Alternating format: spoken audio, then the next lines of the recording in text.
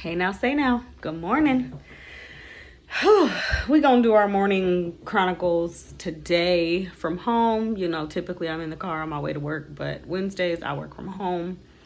So I decided to just pop in and do one because I was just feeling so moved this morning. I always listen to different podcasts and different TED Talks, different videos and stuff in the morning and in the evening. And so a lot of the time I wake up with a lot of different things on my mind from whatever I listen to and just like feeling whatever spirit it is. And so today,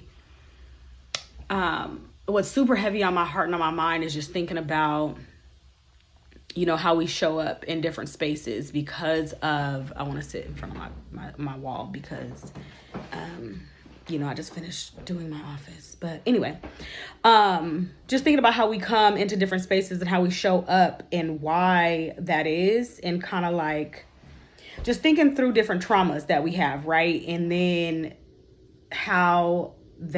what kind of person that turns us into. And I know yesterday I talked a little bit about just like hardening your heart because you've been through things. And I feel like that's just like a natural instinct.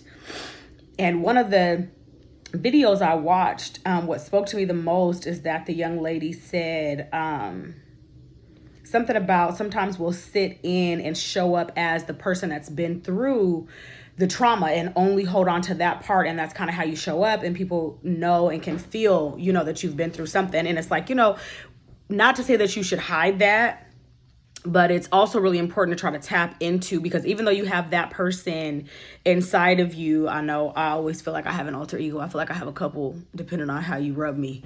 You might get a different one, right?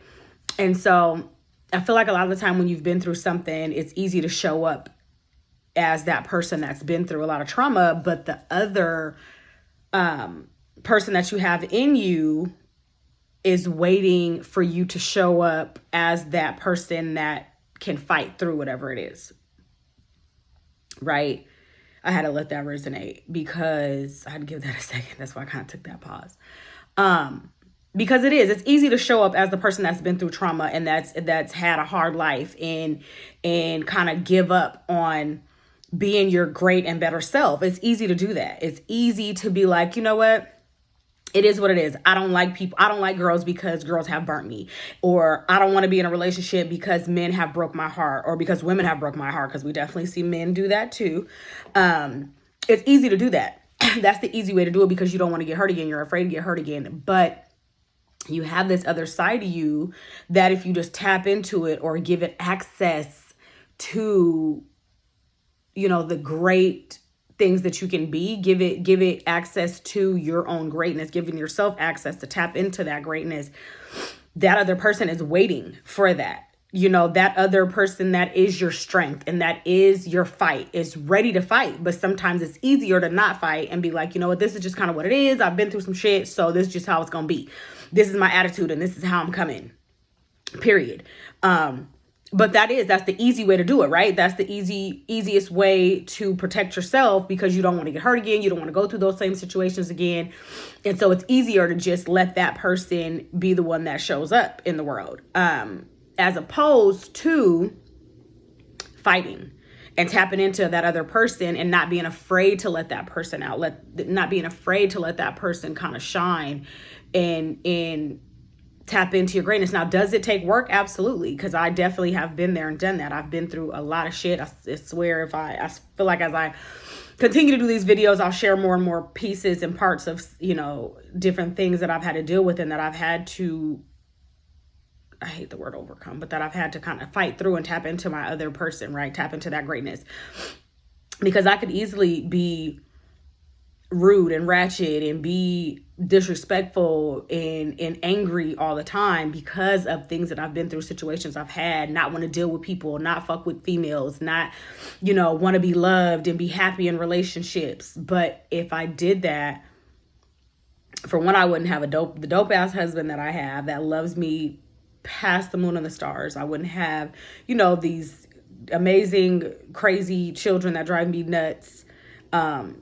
Be able to provide for them in the way that I have been and that we have been able to, you know, and be looking for that other self. Now, don't get it twisted. It's definitely been hard. I'm still every day fighting to be and tap into my greatness, because I know there's so much more that I have to give. And it's easy to not do that. And I've had to talk my own self out of allowing myself to kind of sit idle, because that's just not who I am. And I always feel, I don't know about you, but I be feeling that other person, that alter ego, whatever it is inside of me, saying, girl, get up and do what you got to do, handle your business, make this stuff happen, keep queening, keep working on your goals and your dreams, working towards it. You have way more to give. There's so much that you haven't tapped into all the time. Like, I feel that and I hear it, and it's like I feel it down in my soul. I feel it in my bones. I feel it in my sleep, you know what I'm saying? And so it's hard for me to rest all the time, because I always have to be doing something. So it's easy to be able to just sit idle and not do anything. The hard thing is fighting through that and letting that other side,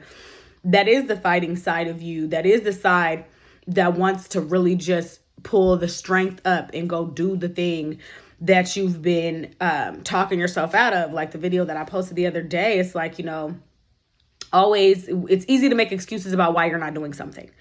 It's easy to justify why you haven't made something happen, or why this thing hasn't happened for you, or why you let go of something that was amazing in your life, or just why you missed a certain opportunity. It's easy to do that. We can do that with our eyes closed and hands tied behind our back. You can think of a reason why this thing doesn't happen. But you could also think of a million ways you could have made that shit happen.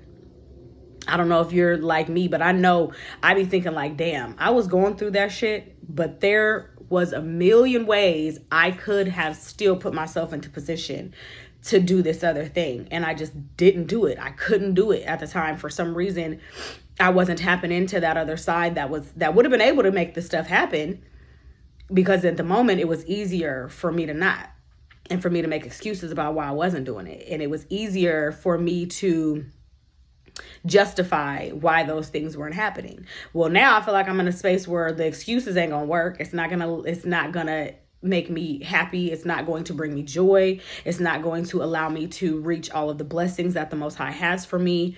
It's not gonna allow me to just become the person that the Most High made me to be, continuing to allow those excuses to exist. And so I have to let those things go.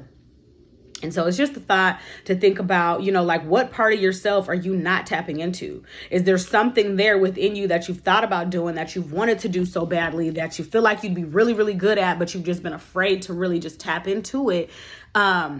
For whatever reason, we all have our reasons. We've all been through different things. We all have whatever motivations that push us to do whatever it is that we are doing, and things that experiences in life or whatever that hold us back from doing the things that we should be doing. But I just say, think about those. Take time to sit down. And I've been starting to not journal, but this is my journaling. This is how I decided to start journaling. And it's just saying the things out loud and talking them through and making sense of them, so that you can get to a space where it's like, okay, this is what's been holding me back, but these are the things that I can do to tap into whatever those other things are that I could be doing, right? That I'm not doing. But I know I could do if I stop making, not even just making excuses, but holding your own self back from doing them and not allowing yourself to be great, because sometimes you're afraid of what can be on the other side of that greatness. I know, we all know the saying that to whom much is given, much is expected. And that tapping into that greatness never means that that's the end of the journey. It means that that's just the beginning. And the Most High is going to expect more from you. And you're going to have to step your shit up and get it together and really do the stuff that you're supposed to be doing, because once you start doing it, it ain't gonna stop, baby. It ain't gonna stop. There's gonna be more. There's never ending and just an abundance of, I feel like, just greatness in all of us that we just have to tap into. And then you'll see the abundance of blessings. And I don't mean that in the physical form as far as things and money and stuff like that. I mean just the feelings of being blessed by the Most High in the greatest ways, and the soothing and healing that it gives your spirit and your mind. And And so I'm talking to myself. I say this all the time. I'm talking to myself while I'm talking to you and sharing my thoughts, because we have to tap into that greatness to reach, our most abundant selves that we were created to be. So don't be afraid to do that. Stop talking yourself out of doing that, and figure out what the steps are you need to take to reach your higher self. Keep queening. Thanks for tapping in.